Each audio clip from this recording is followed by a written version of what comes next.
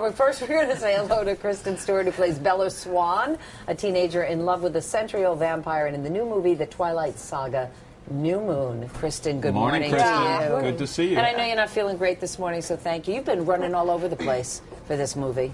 Yeah, we have. We've been everywhere. For those who don't know the storyline, tell us about this installment, because now we have werewolves. Yeah. Well, my best friend is a werewolf, and I come to find that about halfway through the movie after the really sort of perfect idea of love is shattered at the beginning of the movie. Edward leaves her, and who's a vampire? Yeah, right. yeah. So my best friend's a werewolf, and my boyfriend's a vampire. You know how to pick them, don't you? I know. Wow. And yeah, they don't get along. Yeah. I was just going to say, can I read some of the statistics about this series and these books here? And I know you know all these, but the first movie went on to make over $380 million. The books have sold over 70 million copies. Twilight DVD, #1 movie of 2009, 8 million. I mean, it goes on and on. Yeah. Does this all register with you? No, I mean, it does, just in the way that I'm so used to doing movies that people don't see. And we do a show like that every day. Yeah. And these guys are running around with their shirts off all day. What's up with that? That's pretty good.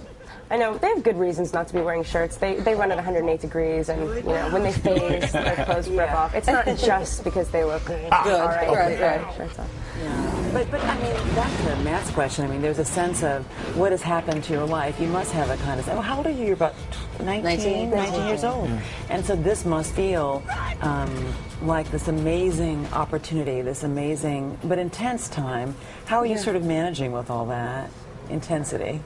Well, I mean, luckily we've been so busy that we haven't really had a second to look up and see what it seems like it is on the outside. Yeah. It seems really crazy, like we live this life on TV, but it's so not true, you know? Like, we've made 2 movies this year. We made New Moon and Eclipse, and most of the cast worked in between, too.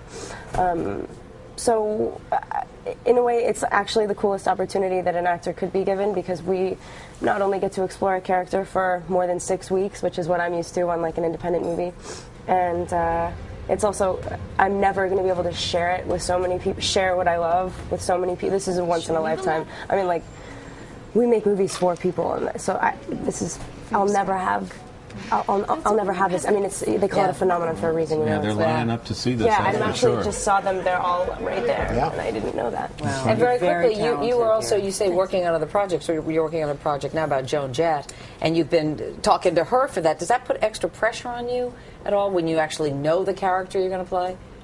Yeah, a lot.